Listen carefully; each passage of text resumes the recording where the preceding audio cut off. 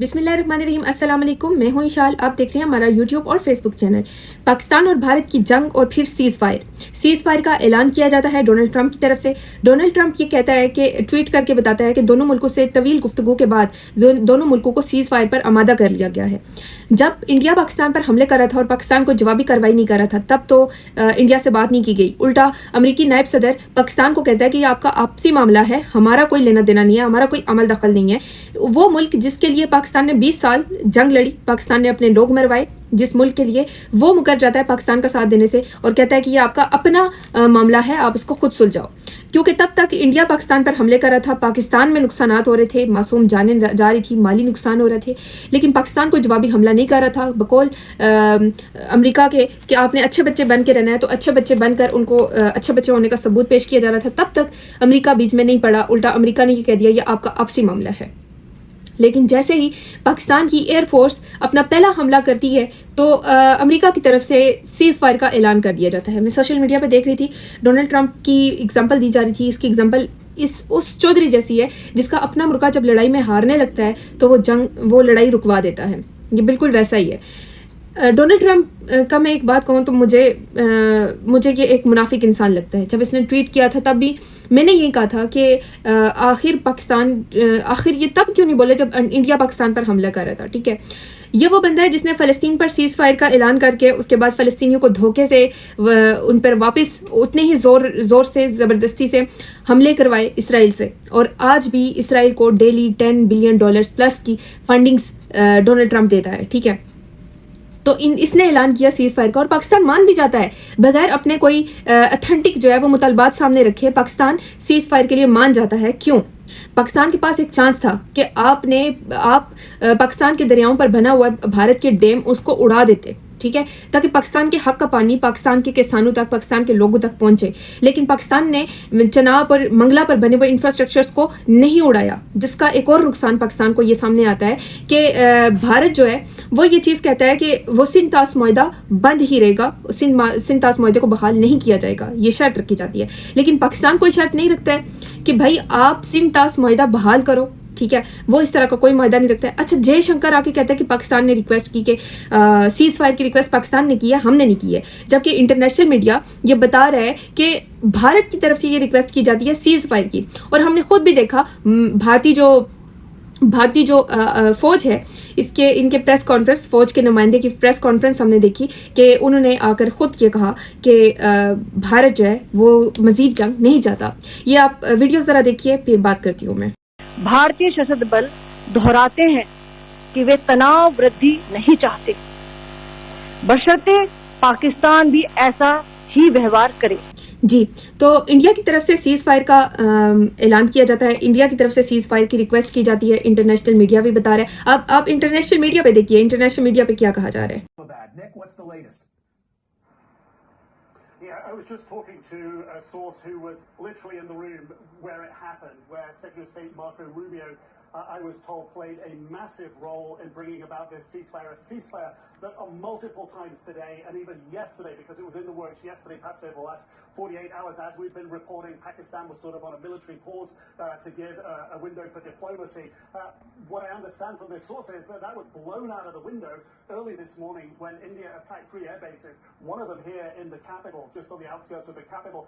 That, according to the source, Pakistan responded with a massive barrage of missiles and rockets, they say, Pakistan says, into Indian military facilities, bases inside India, air bases, weapon storage, and along that disputed line of control in Kashmir against military bases there. They say that this, from the Pakistan perspective, their communications, how they were communicating with Secretary Rubio, that really put India on the back foot. It didn't know what had happened. India, according to Pakistan, reached out to Secretary Rubio, reached out to the Saudis, reached out to the Turks, reached out to others to find a diplomatic off-ramp, got engaged after that onslaught in diplomacy, but telling the mediators that they were going to go on a pause on the Indian side. And then, according to Pakistan, that didn't happen. There was another exchange of rocket fire. That happened several times during the day today. And it was only in the last couple of hours before this ceasefire came into effect, just about an hour or so ago, that there was enough of a pause to call it and say that this was real, that enough diplomacy and leverage had been put on both sides to get them to stop here. Now, the key issue for Pakistan going forward is water. India has still said it's cut off the water from those 3 vital rivers from the mountains in Kashmir, vital to Pakistan, existential to Pakistan. I said, what about that? And the source said, look, this is a ceasefire. Everything works out from there. But from the Pakistan perspective, they've been up all night. From the Indian perspective, they've been up all night. There was a lot of tiredness. There was a sense that they just wanted to get this done. Otherwise, in the words of this source, it would have just spiraled into something much worse. It was now or never, if you will. It was going to get a whole lot worse. जी, तो भारत जो है वो इस चीज़ से मुकम्मल इनकार शायद अपनी आवाम के आगे थोड़े से अपनी जो है वो आवाम के आगे बने रहने के लिए इस किस्म के बयानात दे रहे हैं। हालांकि इंडिया ने सीज़ फायर की डिमांड की सबसे पहले। अच्छा, इंडिया अपना एक मुआहदा रखता है। इंडिया कहता है कि अल जज़ीरा ने एक खबर दी थी कि पाकिस्तान ने एक खातून पायलट है उसको गिरफ़्तार किया, लेकिन इंडिया का ये मुतालबा होता है कि उसको सामने नहीं लाया जाएगा। अमेरिका की तरफ से भी ये मुतालबा किया जाता है कि आपने उसको सामने नहीं लाना, ठीक है। और भारत ड्रोन हमले करेगा, लेकिन ड्रोन हमले जो इस नोयत के नहीं होंगे कि उसको बड़ी जंग की तरफ धकेला जाए, बस वो अपने कुछ टारगेट्स को हिट करता रहेगा, ठीक है। अब ये डिमांड की जाती है पाकिस्तान से, तो क्या पाकिस्तान इन डिमांड्स को मान जाता है? और वो खातून पायलट जिसकी खबर अल जज़ीरा ने भी दी थी, उसको सामने क्यों नहीं लाया जाएगा? क्या रीज़न है? और पाकिस्तान अपने सिंध तास मुआहदा की बात क्यों नहीं करता? सबसे पहले तो उन डैम्स को उड़ा देना चाहिए था, क्यों नहीं उड़ाया? और फिर ये मुआहदा क्यों नहीं करता कि उस मुआहदे को, सिंध तास मुआहदे को बहाल किया जाए? अच्छा, 1999 में भी ना कारगिल की जंग के दौरान टेबल पर वॉर हारे थे, ठीक है। पाकिस्तानी फ़ौज ने कई भारतीय चौकियाँ जो हैं वो फतह कर ली थी, ठीक है। लेकिन नवाज शरीफ जो है वो अमेरिका जाके वो सरेंडर कर देता है, और परवेज़ मुशर्रफ और जो फ़ौजी थे वो ये कहते रहे कि नवाज शरीफ की वजह से हम ये जंग हारे। आज भी जो है वो ये सवाल उठाए जाते हैं उन शहदा की फैमिलीज़ की तरफ से, वो गाजी सवाल उठाते हैं, करते हैं कि नवाज शरीफ ने इस जंग का सौदा किया था, इस जंग को बेचा था। देखें, ये पाकिस्तान के मफादात के लिए कुछ नहीं करते, ये अपने मफादात के लिए किसी भी हद तक गिर सकते हैं। नवाज शरीफ ने मुंबई हमलों का जिम्मेदार पाकिस्तान को ठहराया था। आज भी देखें, ये जंग शुरू होती है तो ख्वाजा आसिफ इंटरनेशनल मीडिया पे जाके वहाँ पे क्या क्या बयानात देता है, जिसका नुकसान पाकिस्तान के बयानियों का होता है, ठीक है। इंडिया उसको प्रोपेगेंडा के तौर पर इस्तेमाल करता है। आज भी आप ये देखें कि किस तरीके से नवाज शरीफ, शहबाज शरीफ, मरियम नवाज ये खामोश रहते हैं कि मोदी का नाम लेने तक नहीं लेते, नाम तक लेने से कतराते हैं, ठीक है। जब जंग ख़त्म होती है तब ये नमूदार होते हैं और फिर ये फ़तह के ऐलान करते हैं, और फ़तह के ऐलान करके सारा क्रेडिट ये आसिम मुनीर को, नवाज शरीफ को देते हैं। किस चीज़ का क्रेडिट उनको दिया जाता है ये तो मुझे समझ में नहीं आता कि किस चीज़ का क्रेडिट उनको दिया जाता है, ठीक है।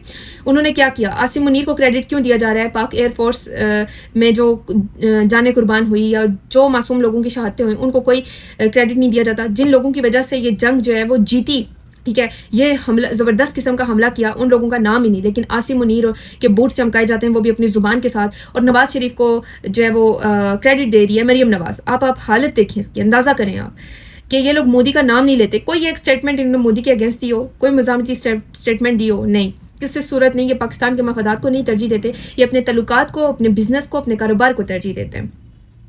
तो ख्वाजा आसिफ भी जो है वो उसने भी भारत की इस जंग में भारत को भरपूर जो है वो उसकी पुष्ट बनाई की, उसको साथ दिया। पाकिस्तान की तरफ से कोई तो बयानिया आना चाहिए था, तो वो बयानिया बनाने में ख्वाजा आसिफ ने भरपूर साथ दिया, और ये नवाज शरीफ के कहने पे होता है, ठीक है। नवाज शरीफ के लिए उसका यार मोदी ज़्यादा नज़दीक है बनिस्बत पाकिस्तान के। पाकिस्तान इतना नज़दीक नहीं है, लेकिन मोदी ज़्यादा नज़दीक है। तो ये सूरत हाल चलती रही है, ये सूरत हाल चलती रही। सीज़ फायर का ऐलान भी अमेरिका की तरफ से किया गया, लेकिन भारत जो है वो ऑपरेशन सिंदूर के बाद अब ऑपरेशन शक्ति पर काम कर रहा है। ऑपरेशन शक्ति क्या है? ऑपरेशन शक्ति एक साइबर वॉर है, जिसमें 1000+ CCTV कैमरे वो उनको हैक किया जाएगा, फौजी तनसीबात, उनका डेटा वो निकाला जाएगा, पाकिस्तान की 700 से ज़ायद पाकिस्तानी वेबसाइट्स को हैक किया जाएगा, बैंकिंग सिस्टम को, डेवलपिंग प्रोजेक्ट्स को, और डिफरेंट जो पाकिस्तान के सीक्रेट्स उनको निकाला जाएगा, उनको हैक किया जाएगा। और इंडिया ने ये कहा है कि 24 घंटे में मिलियंस ऑफ डॉलर्स का नुकसान पाकिस्तान को पहुंचाएंगे।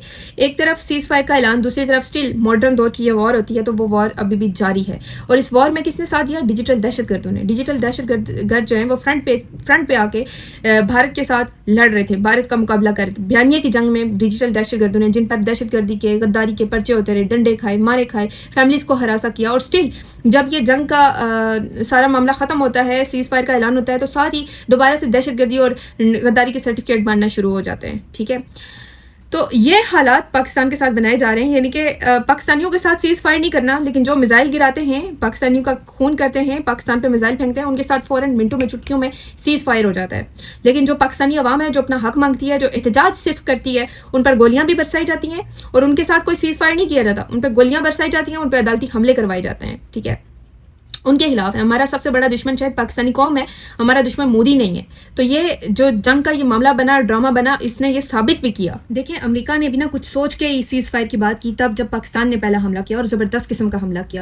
امریکہ کبھی بھی سیز فائر کا اعلان نہ کرتا، دونوں ملکوں سے بات نہ کرتا، دونوں ملکوں سے کیا پاکستان سے صرف بات نہ کرتا، کیونکہ سیز فائر کی ڈیمانڈ جو ہے وہ انڈیا کی طرف سے کی گئی صرف اس لیے کیونکہ امریکہ کو اپنی کشتی ڈوبتی ہوئی نظر آئی. اس کا ریزن ہے کہ پاکستان کے ساتھ چائنا کی سپورٹ تھی اور انڈیا کے ساتھ جو ہے وہ ان لوگوں کی سپورٹ تھی سب کی. ٹھیک ہے، فرانس ہے، امریکہ ہے، یہ لوگ ہیں. ٹھیک ہے، تو مارکیٹس پہ بہت امپیکٹ پڑتا ہے. چائنا کے ہتھیاروں کی اب ڈیمانڈ مارکیٹ میں بڑھ گئی ہے. جس طریقے سے رافیل کو گرایا گیا، رافیل طیارے کو جس طریقے سے گرایا گیا، اب اس چیز نے امریکہ کو پریشان کر دیا، کیونکہ دنیا میں وہ خود کو سپر پاور اسی لیے کہتے ہیں کیونکہ وہ بیسٹ ہتھیار بناتے ہیں، دنیا کے بیسٹ ہتھیار بناتے ہیں، اسی لیے وہ خود کو سپر پاور بولتے ہیں. لیکن اب چائنا کی سپورٹ، جب چائنا کے ساتھ ان کی ایک بڑی وار ہے. ٹھیک ہے، چائنا کے ساتھ بھی ان کا ایک بڑا تنازع ہے، اور چائنا کی سپورٹ پاکستان کے ساتھ تھی. پاکستان چائنا کے ہتھیار استعمال کر رہا تھا، تو چائنا کی ڈیمانڈ جو ہے، ان کے ہتھیاروں کی ڈیمانڈ بڑھ جاتی ہے مارکیٹ میں. اب دیکھیں کہ چائنا کی مارکیٹ میں انویسٹمنٹ سٹارٹ ہو جاتی ہے. بس اسی لیے ڈونلڈ ٹرمپ کو بھی نظر آیا، یہ چیز نظر آئی، تو اس نے فوراً جنگ بندی کے لیے پاکستان سے بات کر لی. اور پاکستان کا وزیر اعظم، جعلی وزیر اعظم فارم 47 کا، وہ آتا ہے فتح کے اعلان کرتا ہے، پتہ نہیں کون سے جھنڈے گاڑ دیے، فتح کے اعلان کرتا ہے، اور پھر امریکی نائب صدر کا، امریکی صدر کا اور یہ امریکی فورن منسٹر کا شکریہ ادا کرتا ہے. کس بات کا شکریہ ادا کر رہے ہیں یہ سمجھ میں نہیں آ رہا ہے. مطلب ایسا بوٹ پالش کیا ہے کہ وہ تھینک یو بھی بولے تو اس کو بھی آگے سے بوٹ چاٹ کے تھینک یو کہتے ہیں. ٹھیک ہے، اس کے بوٹ پالش کرنے کے لیے تھینک یو کس چیز کا تھینک یو کہہ رہے ہو؟ فتح کے جشن منا رہے ہو اور اس کو تھینک یو کہہ رہے ہو، امریکہ کو تھینک یو کہہ رہے ہیں. اندازہ کریں آپ. ٹھیک ہے، انہوں نے بس امریکہ کے بوٹ چمکانے یا عاصم منیر کے بوٹ چمکانے. جن لوگوں کی وجہ سے جنگ جیتے ہیں ہماری ایئر فورس، ان کا کوئی عمل دخل نہیں ہے، ان کا کوئی نام نہیں ہے. ٹھیک ہے، پہلے تو یہ خاموش رہتے ہیں، دن رات سارا دن سارا رات غائب رہتے ہیں کہ یہ مودی کے خلاف کوئی اسٹیٹمنٹ نہ دینی پڑ جائے. مودی تو ہمارا یار ہے. ٹھیک ہے، مودی کے ساتھ تو گفٹس کے رد و بدل ہوتے ہیں، سب کچھ ہوتا ہے، تو کہیں اس کے خلاف نہ کوئی اسٹیٹمنٹ دینی پڑ جائے، بس اس لیے یہ غائب رہتے ہیں. اور جب یہ آتے ہیں تو پھر منہ پھاڑ کے یہ اس بندے کے حق میں سارا کریڈٹ ڈالتے ہیں جس بندے کا کوئی عمل دخل ہی نہیں. اب دیکھ لیں، یہ عمران خان صاحب کے مینڈیٹ پر بیٹھے ہیں، چوری کے مینڈیٹ پر بیٹھے ہوئے ہیں، تو ان لوگوں سے اور امید ہی کیا کی جا سکتی ہے؟ ان سے تو یہی امید کی جا سکتی ہے نا. تو یہ لوگ اپنے مفادات کے ہیں، صرف اور صرف اپنے مفادات کی، کبھی مودی کے خلاف، کبھی امریکہ کے خلاف، کبھی کسی کے خلاف نہیں بولتے ہیں. جو ہر وہ بندہ جو پاکستان کا دشمن ہے، یہ اس کے ساتھ آپ کو کھڑے نظر آئیں گے. یہ کبھی بھی پاکستان کے ساتھ کھڑے نظر نہیں آئیں گے. جہاں بات ان کے اپنے مفادات کی ہوگی، یہاں پہ یہ اپنے مفادات کے ساتھ کھڑے ہوں گے. پاکستان کی خود مختاری اور پاکستان کی سالمیت کے ساتھ کھڑے نہیں ہوں گے، کیونکہ beggars can't be choosers. Operation Sindoor کے بعد انڈیا نے آپریشن شکتی پر کام شروع کر دیا. آپریشن شکتی کیا ہے؟ آپریشن شکتی ایک سائبر وار ہے جس میں انڈیا کیا کرے گا؟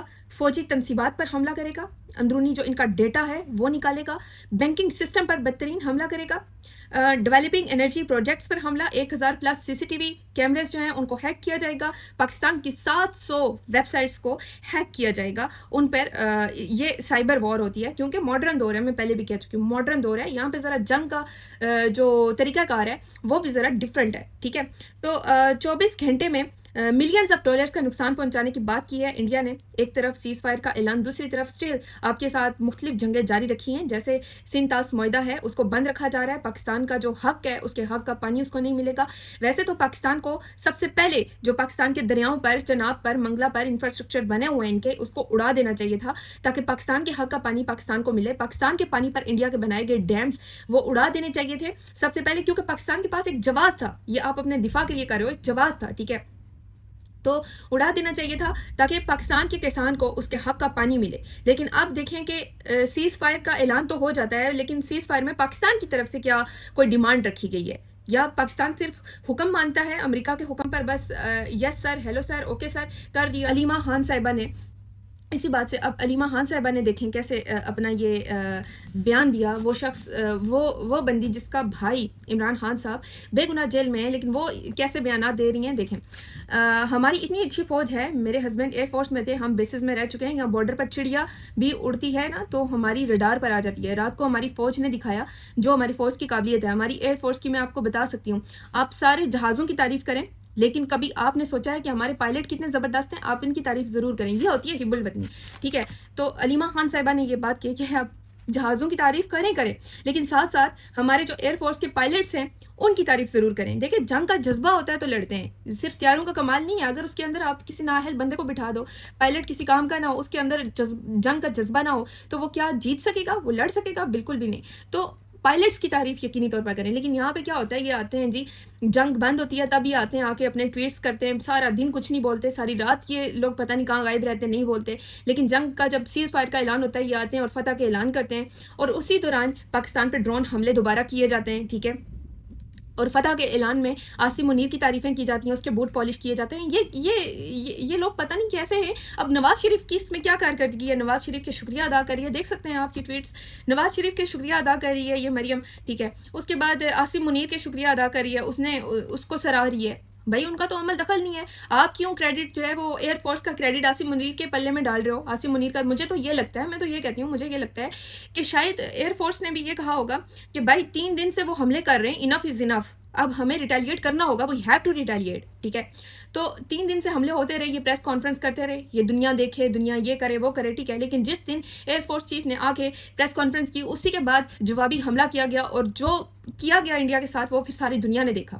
ٹھیک ہے، تو یہ لوگ پاکستان کے کوئی ہمدرد نہیں ہیں، پاکستان کے ساتھ مخلص نہیں ہیں. ان کو صرف اپنی یہ ترجیح دیتے ہیں، اپنے تعلقات کو، اپنے مفادات کو. مودی کے ساتھ ان کے تعلقات ہیں، اس کی ماں کو ساڑیاں بیچنا، اس سے مودی سے چادریں وصول کرنا. انکل ہے یہ بقول مریم کے، مریم کا انکل ہے، تو شاید یہ انکل کے ساتھ رابطے میں ہو بھی. ٹھیک ہے، ہوگی رابطے میں، یقیناً ہوگی. اب پاکستانی عوام کے ساتھ دیکھتے ہیں کہ پاکستانی عوام کے ساتھ سیز فائر ہوتا ہے یا نہیں ہوتا ہوا نظر نہیں آ رہا. پاکستانیوں کے ساتھ سٹل ظلم و جبر کا ماحول ہے. ایون اس جنگ کے دوران جو پاکستان کے ساتھ کیا گیا، جو پاکستانی عوام کے ساتھ ظلم و جبر کی فضا گرم رکھی. عمران خان صاحب کی ملاقاتوں پر پابندی لگائی جاتی رہی، عمران خان صاحب کو ملاقاتوں سے روکا جاتا رہا. ٹھیک ہے، تو یہ لوگ پاکستان کے مخلص ہوتے نا تو یہ کم سے کم جنگ کے دوران اپنی گھٹیا پن سے نا، معذرت کے ساتھ اپنے گھٹیا پن سے باز رہتے، لیکن یہ باز نہیں رہے. ٹھیک ہے، عاصم منیر اپنی ضد اور ہٹ درمی پہ قائم ہے. قومی سلامتی کی کمیٹی کے جو اجلاس تھا اس میں عمران خان صاحب کو بلانے سے اس نے انکار کیا تھا. تو سوچیں وہ بندہ کیسے عمران خان کو رہا ہونے دے سکتا ہے؟ کیونکہ عمران خان کو یہ لوگ عمران خان صاحب کی مقبولیت سے ڈرتے ہیں، یہ بات ذہن میں رکھیں.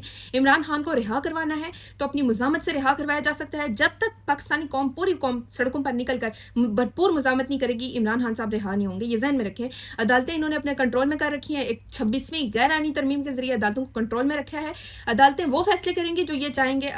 جو جج اپنی مرضی کا فیصلہ کرتا ہے، آئین اور قانون کے مطابق فیصلے کرتا ہے، پھر اس جج کے آپ کو پتہ ہے کہ اس کو استعفے آ رہے ہوتے ہیں. ٹھیک ہے، اس کی جو ہے وہ اس کے چیمبر سے یا پھر نکل رہے ہوتے ہیں، کیمرے نکل رہے ہوتے ہیں، اور پھر بعد میں وہ جج استعفیٰ کر کے جا رہا ہوتا ہے. یہ حال ہوتا ہے، یا پھر وہ جج مکمل طور پہ خاموش ہو جاتا ہے. یہ ہوتا ہے پاکستانیوں کے ساتھ، پاکستان کے عدل اور انصاف کے نظام کے ساتھ. تو عمران خان صاحب نکلیں گے تو بھرپور مزاحمتی تحریک سے نکلیں گے. اور آج عمران خان صاحب کے لیے ریلیاں بھی نکالی جا رہی ہیں. عمران خان صاحب کی رہائی کے لیے ہر سٹی سے ریلیاں نکالی جا رہی ہیں، بھرپور ایک مزاحمتی تحریک کے لیے.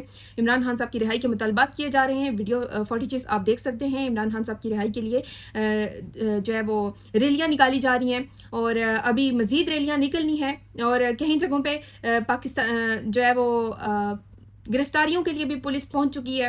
ابھی آپ حال دیکھیں کہ پاکستان کے ساتھ ان لوگوں نے کیا ماحول بنا کے رکھا ہوا ہے، اور وہاں انڈیا کے ساتھ یہ لوگ کیسے رہتے ہیں. ٹھیک ہے، وہاں پہ یہ فوراً سیز فائر کا اعلان کرتے ہیں، اور یہاں پہ صرف احتجاج کرنے، اپنا حق استعمال کرنے پر لوگوں کو گرفتار کرنے پہنچ جاتے ہیں کہ ریلیاں نہ نکالیں، عمران خان کی رہائی کا مطالبہ نہ کریں. تو عمران خان کی رہائی کا مطالبہ تو ہوتا رہے گا، اور یہ تحریک مزید زور پکڑے گی، اور شاید یہ تحریک ایک بھرپور مزاحمتی تحریک میں تبدیل ہوگی اگر عمران خان صاحب کو رہا نہیں کیا جاتا. بیکاز انف از انف. ابھی 2 سال ہو چکے ہیں ہمارا لیڈر بے گناہ جیل میں قید ہے. تو ایک حد ہوتی ہے برداشت کی بھی، ایک حد ہوتی ہے. عمران خان صاحب کی بہنوں کو عمران خان صاحب سے کل ملاقات نہیں کرنے دی گئی. علیمہ خان صاحبہ ان کو ملاقات نہیں کرنے دی گئی. اب علیمہ خان صاحبہ نے یہ بات کی جب پنڈی پر ڈرون حملے ہو رہے تھے تو ہمیں عمران خان کی فکر ہے، اور ہمیں لوگ کانٹیکٹ کر رہے تھے کہ عمران خان صاحب جو ہے وہ ہم بہت پریشان ہیں عمران خان صاحب کے لیے. اور اس کے مقابلے میں کیا ہوتا ہے بھائی، جو GHQ کے حملہ کیس ہے عمران خان صاحب کا کل وہ ہیئرنگ تھی اس کی، لیکن اس کو کینسل کر کے 17 مئی تک ملتوی کر دیا جاتا ہے. لیکن کیس میں کچھ ہے نہیں، عمران خان صاحب کی کسی کیس میں کچھ نہیں ہے، لیکن ان کیسز کو ملتوی کر کے بس ایک ٹائم گین کیا جا رہا ہے. ٹھیک ہے، ٹائم ویسٹ کیا جا رہا ہے. یہ جو جنگ ہے یہ بھی ایک ڈرامہ ہی تھی. ٹھیک ہے، ایک ڈرامہ تھا جو دونوں اطراف میں اپنے اپنے سیاسی مقاصد کے لیے یہ ڈرامہ کھیلا گیا، رچایا گیا. اور اس طرف تو سیاسی مقاصد شاید حاصل ہو گئے، اس طرف نہیں ہو سکتے جب تک عمران خان صاحب رہا نہیں ہوں گے. اب علیمہ خان صاحبہ نے بھی بولا ہے کہ دیکھیں سمجھے اس بات کو کہ جنگ کے حالات میں جنگ کے حالات ہے. اگر پاکستان میں جنگ ہو رہی ہے تو ہم پر ہو رہی ہے. ایسا لگ رہا ہے کہ مودی تو ادھر بیٹھا ہوا ہے، مودی کو تو یہ کچھ نہیں کہتے. شریف خاندان کو سنا ہے کہ وہ کوئی مودی کے خلاف بات کرے، بات سچ ہے مودی کے خلاف. آپ دیکھ لیں جو شریف خاندان کے منہ سے ایک لفظ بھی مودی کے خلاف نکلا ہو، ایک لفظ مزاحمت کا نکلا ہو، نہیں، بالکل بھی نہیں. وہ نام لینے سے کتراتے ہیں کیونکہ ان کے مفادات ہیں. ٹھیک ہے، تو وہ کوئی مودی کے خلاف بات کرے یا بولے وہ تو ہم مودی لگ رہے ہیں، جنگ کے اندر ہم اشتہاری ہیں. اب علیمہ خان صاحبہ نے نمل یونیورسٹی کے فنڈز کے لیے، شوکت خانم فنڈز کے لیے برطانیہ جانا تھا، لیکن انہیں اشتہاری قرار دے دیا. آپ اندازہ لگائیں، جب وہ جاتی ہیں جج کہتا ہے کہ جج کو وہ کہتی ہیں کہ DPO کو آپ بلا لیں اور اس کو کہیں اگر ہم اشتہاری ہیں تو ہمیں گرفتار کر لے. ٹھیک ہے، تو جج کہتے نہیں آپ جا کے ضمانت لے لیں. جب وہ ضمانت لینے جاتے ہیں تو آگے پتہ چلتا ہے جو حکومتی نمائندہ تھا وہ جھوٹ کہہ رہا ہے، ایسا تو کچھ بھی نہیں ہے، وہ جھوٹ کہہ رہا ہے. اصل میں وہاں پہ یہ بات کی گئی تھی کہ یہ ہمیں درکار ہے اور یہ اگر بیرون ملک چلی گئی تو واپس ہی نہ آئی. اس طرح کی باتیں کر رہی ہیں. ٹھیک ہے، یہاں پہ ان کو اشتہاری کہا جا رہا ہے. جنگ میں ہماری ملاقات نہیں ہو سکتی. جنگ کے اندر ملٹری کورٹس کی سزاؤں کے فیصلے سنائے جاتے ہیں. کسی وقت کوئی کرنل میجر جو ہے وہ ہم پر کیس کر سکتے ہیں. فوج کا جو کام ہے وہ رات کو ہوا. ٹھیک ہے، دیکھیں فوج کا جو کام ہے نا وہ کام ہے جو انہوں نے انڈیا کے ساتھ کیا، پہلا جو جوابی حملہ کیا. ٹھیک ہے، وہ ہے فوج کا اصل کام. فوج کا کام یہ نہیں ہے کہ آپ کسی کو اشتہاری قرار دے رہے ہیں، آپ کسی کے اوپر آپ سیاست میں مداخلت کر رہے ہیں، آپ الیکشن چوری کر رہے ہیں، آپ سیاسی لیڈران کو آپ جیلوں میں رکھ رہے ہیں بے گناہ وداؤٹ اینی اتھینٹک کیس، آپ سیاسی ورکرز کو گولیاں ماریں، آپ سیاسی ورکرز کو جیلوں میں رکھیں. آپ کا اصل کام ملک کا دفاع ہے، بارڈر پر ہے. آپ کا کوئی کام نہیں ملک کے اندر کاروبار میں یا سیاست میں مداخلت، آپ پالیسیاں بنانا، توڑنا، آئینی ترامیم کروانا، یہ آپ کا کام نہیں ہے. ٹھیک ہے، یہ آپ کا کام نہیں ہے. اور جب آپ کو آپ کا کام بتایا جاتا ہے تو آپ دہشت گردی اور غداری کے پرچے کاٹتے ہو. ٹھیک ہے، آپ خود کو ریاست ڈکلیئر کر کے آپ غداری اور دہشت گردی کے سرٹیفکیٹ دیتے ہو، خود ملک کے سیاہ اور سفید کے مالک بن جاتے ہو. تو یہ غلط ہے. یہ پاکستان کے ساتھ اصل غداری ہے جو آپ کرتے ہیں. پاکستان کے ساتھ غداری پاکستان کے لیے سوال کرنے والا یا آپ کو آپ کا کام بتانے والا غدار نہیں ہے. پاکستان کے ساتھ غداری وہ ہے جو آپ کرتے ہیں. تو آپ کو اپنے کام پہ فوکس کرنا ہوگا. آپ کو ہم بار بار کہتے ہیں اور آپ کو ہم ہمیشہ کہتے رہیں گے جب تک آپ اپنے بارڈرز پر نہیں جائیں گے، جب تک آپ اپنے کام پر توجہ نہیں دیں گے، آپ ملک کے اندرونی معاملات، ملک کی سیاست اور کاروبار سے آپ نہیں نکلیں گے. آپ کو تو ہم تو چپ نہیں کریں گے. آپ کیا کریں گے؟ ہمیں مار دیں گے، ہمیں جیلوں میں رکھیں گے. کتنا ٹائم رکھیں گے؟ مار دیں گے نا. آخری حد تو موت ہے.